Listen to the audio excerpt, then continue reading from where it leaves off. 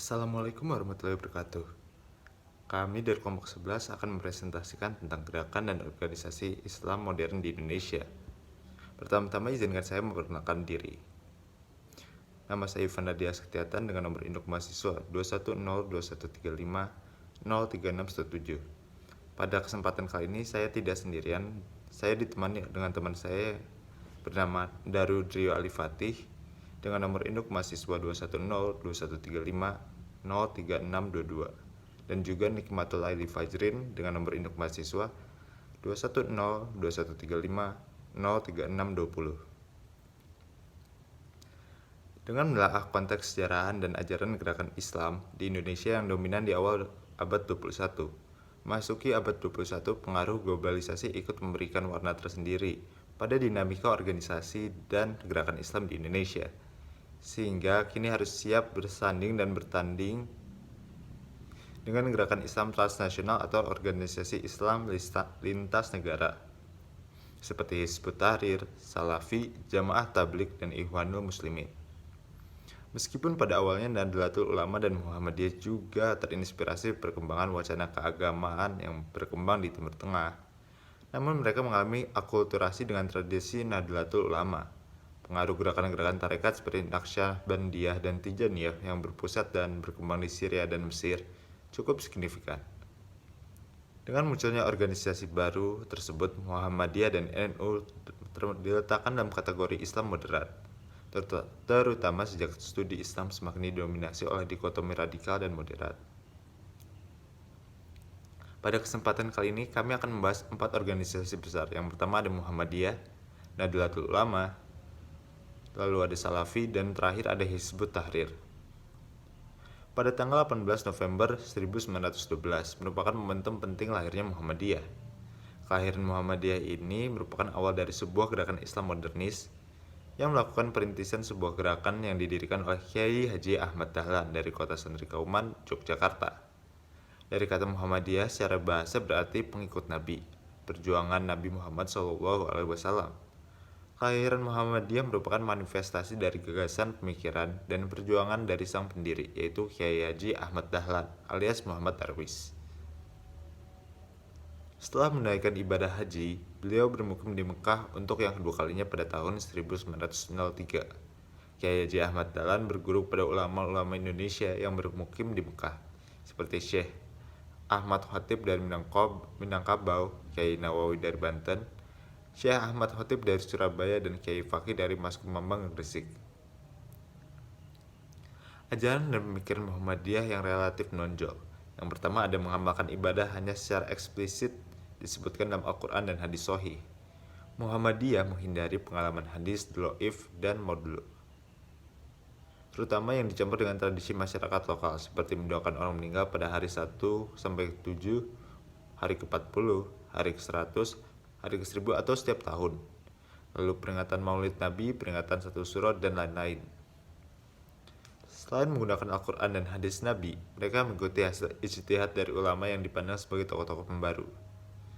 Segala hal baru mengenai ibadah yang tidak pernah dilakukan oleh Rasulullah adalah bid'ah atau membuat syariat baru yang terlarang dalam agama, seperti mengeraskan bacaan zikir bersama, dan lain-lain. Kyai Haji Ahmad Dahlan menyerang sinkretisme atau pencampur adukan ajaran dan pengaruh animisme maupun agama lain yang dianggapnya menodai Islam dan sudah membudaya. Ia juga menolak praktik-praktik kultural keagamaan seperti tahlilan dan segala ritus yang tidak secara jelas bersumber pada Al-Quran dan hadis yang sahih. Selanjutnya ada menggunakan metode hisab atau penghitungan astronomi matematis untuk menentukan awal dan akhir Ramadan. Yang kelima lebih peduli pada pengembangan pendidikan formal daripada pendidikan non-formal seperti pesantren. Yang keenam lebih peduli pada program sosial kemasyarakatan daripada pelaksanaan ritual keagamaan yang bersifat kultural. Menurut Munjani, lebih dari 25 juta muslim Indonesia adalah pengikut Muhammadiyah. Pada umumnya mereka berada di daerah perkotaan dan merupakan kaum terpelajar. Dalam berdakwah, Muhammadiyah cenderung menggunakan pendekatan salaf atau manhaj al-salaf dan juga dakwah menyeluruh atau dakwah al-Islam kafah. Dalam realitasnya, Muhammadiyah memfokuskan dakwahnya pada pendidikan dan pelayanan kesehatan. Hal ini terbukti dari banyaknya sekolah dan rumah sakit.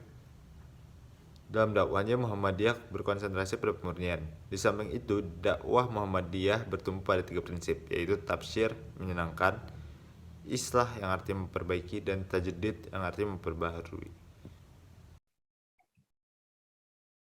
Latar belakang, Nahdlatul Ulama lahir dari kalangan pesantren yang gigih melawan kolonialisme. Mereka membentuk organisasi Gerakan Nahdlatul Wathon, Kebangkitan Tanah Air, pada tahun 1916. Kemudian tahun 1918 mendirikan Tasfirul Afkar atau dikenal juga dengan Nahdlatul Fikri atau kebangkitan pemikiran sebagai wahana pendidikan sosial politik, kaum keagamaan, dan kaum santri. Selanjutnya didirikan Nahdlatul Tujar atau gerakan kaum saudagar yang dijadikan basis untuk memperbaiki perekonomian rakyat. Berawal dari kesuksesan misi Komite Hijaz tersebut, kalangan pesantren merasa perlu membentuk organisasi fungsional yang lebih sistematis untuk mengantisipasi perkembangan zaman. Setelah para kiai atau ulama pesantren saling berkoordinasi, akhirnya muncul kesepakatan untuk membentuk organisasi yang bernama Nahdlatul Ulama atau Kebangkitan Ulama. Pada tanggal 16 Rajab 1344 Hijriah atau 31 Januari 1926, organisasi ini pertama kali dipimpin oleh Kiai Haji Hasyim Asy'ari sebagai Rais Akbar atau Ketua Agung. Ajaran dan pemikiran Nahdlatul Ulama yang relatif menonjol yaitu: 1. Di samping mengamalkan ajaran secara eksplisit dalam Al-Quran dan Hadis, NU juga mengamalkan ibadah yang tidak disebutkan secara eksplisit. 2. Mengikuti hasil ijtihad imam-imam mazhab 4, terutama mazhab Syafi'i. 3. Di samping menggunakan Al-Quran dan Hadis Nabi, NU juga menjadikan pendapat para ulama sebagai rujukan penting dalam beribadah. Pendapat mereka terkumpul dalam kitab klasik yang diberi nama Kitab Kuning. 4. Meyakini adanya berkah yang bisa diambil dari orang-orang soleh, baik yang masih hidup maupun sudah meninggal. Oleh karena itu, aktivitas ziarah kubur para nabi, ulama, dan wali menjadi pelengkap tradisi pada warga NU. 5. Pesantren tradisional beserta pengasuh atau kiainya dijadikan sebagai lembaga dan rujukan penting untuk mengatasi segala problematika kehidupan agama dan sosial, sekaligus menjadi basis penyebaran ajaran NU. Basis massa. Populasi pengikut NU di Indonesia berjumlah 40 juta jiwa yang mayoritas berada di Pulau Jawa, Kalimantan, Sulawesi, dan Sumatera. Dengan beragam profesi yang sebagian besar rakyat jelata, baik di kota maupun di desa. Pendekatan dakwah. Dalam berdakwah, NU banyak menggunakan pendekatan kultural, yakni berdakwah dengan menjadikan budaya masyarakat setempat sebagai instrumennya, serta mengakomodasi dan melestarikan budaya masyarakat selama tidak bertentangan dengan ajaran Islam. Hal ini terinspirasi dari pendekatan para ulama klasik dan Wali Songo dalam mengislamkan tanah Jawa. Ketika masyarakat masih suka dengan wayang, Wali Songo tidak melarang wayang, bahkan menjadikannya sebagai alat dakwah. Meski Rasulullah SAW tidak pernah menggunakan pendekatan itu dalam berdakwah, prinsip yang dijunjung tinggi adalah aswaja, yaitu tawazun, tasamu, tawasud, dan istidal. Salafi didirikan oleh Muhammad bin Abdul Wahab dan dibawa masuk ke kawasan Nusantara oleh beberapa ulama asal Sumatera Barat pada awal abad ke-19. Gerakan Salafi di Indonesia banyak dipengaruhi oleh ide dan gerakan pembaruan yang dilancarkan oleh Muhammad ibnu Abd al-Wahhab di kawasan Jazirah Arabia. Ide pembaruan ini diduga pertama kali dibawa masuk ke kawasan Nusantara oleh beberapa ulama asal Sumatera Barat pada awal abad ke-19. Inilah Salafi pertama di Indonesia. Di samping itu, ide pembaruan ini secara relatif memberikan pengaruh pada gerakan-gerakan Islam modern Indonesia yang lahir kemudian, seperti Muhammadiyah, Persis atau Persatuan Islam, dan Al-Irsyad. Jargon kembali kepada Al-Quran dan As-Sunnah, serta pemberantasan tahayul, bid'ah, dan khurafat menjadi isu mendasar yang diusung oleh gerakan-gerakan ini. Ajaran penting dari gerakan Salafi modern yaitu: 1. Menegakkan syariat Islam dalam setiap aspek kehidupan. 2. Mengupayakan berdirinya negara Islam global atau khilafah yang dipimpin oleh seorang khalifah. 3. Cenderung kooperatif dalam menyikapi gerakan-gerakan Islam yang ada di dalam bingkai. Nata'awan fima itafaqna alaih wa tanasah fima iktalafna fi, atau kita bekerja sama dalam hal yang kita sepakati dan saling menasihati dalam hal yang kita berselisih. 4. Meyakini adanya larangan melakukan gerakan simpatis dalam sebuah pemerintahan Islam yang sah. Basis massa. jumlah pengikut Salafi di Indonesia masih sangat sedikit bila dibandingkan dengan pengikut NU dan Muhammadiyah. Pendekatan dakwah. Untuk urusan agama tidak ada istilah kompromi. Apa yang dipandang tidak benar menurut dalil Al-Quran dan Sunnah secara tegas ditolak. Latar belakang Hizbut Tahrir berdiri pada tahun 1953 di Al-Quds, Baitul Maqdis, Palestina. Gerakan yang menitik beratkan perjuangan membangkitkan umat di seluruh dunia untuk mengembalikan kehidupan Islam melalui tegaknya kembali Khilafah Islamiyah ini dipelopori oleh Taqiyuddin An-Nabhani, seorang alumni Al-Azhar Mesir dan pernah menjadi hakim di Mahkamah Syariah di Palestina. Hizbut Tahrir kini telah berkembang ke segenap penjuru dunia. Ajaran penting dari gerakan Hizbut Tahrir yaitu 1. Menegakkan syariat Islam dalam setiap aspek kehidupan. 2. Mengupayakan berdirinya negara Islam global atau khilafah yang dipimpin oleh seorang khalifah. 3. Mengharamkan segala bentuk instrumen demokrasi termasuk pemilihan umum atau pemilu yang dipandang sebagai produk pemikiran barat atau kufur. 4. Melarang keterlibatan anggotanya dalam politik praktis melalui partai selama masih menggunakan sistem demokrasi.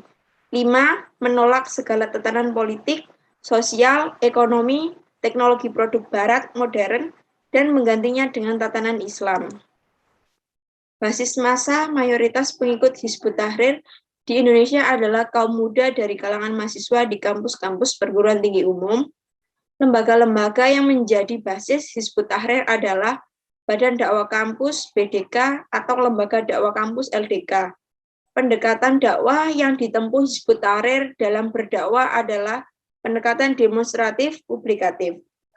Maksudnya adalah berbagai macam pendekatan yang dilakukan untuk menarik perhatian masyarakat melalui media cetak, media online, dan elektronik, dalam bentuk penyebaran buletin Jumat, brosur, dan lain-lain.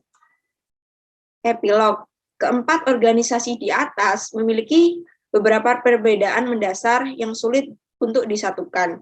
Kebanyakan terkait dengan persoalan furu'iyah, cabang fikih, sementara persoalan usul, pokok, akidah, hampir semuanya sama.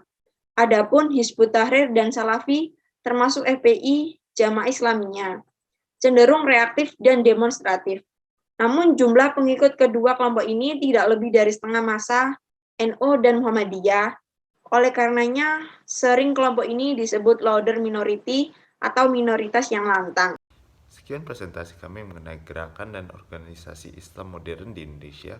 Kurang lebihnya mohon maaf. Wassalamualaikum warahmatullahi wabarakatuh.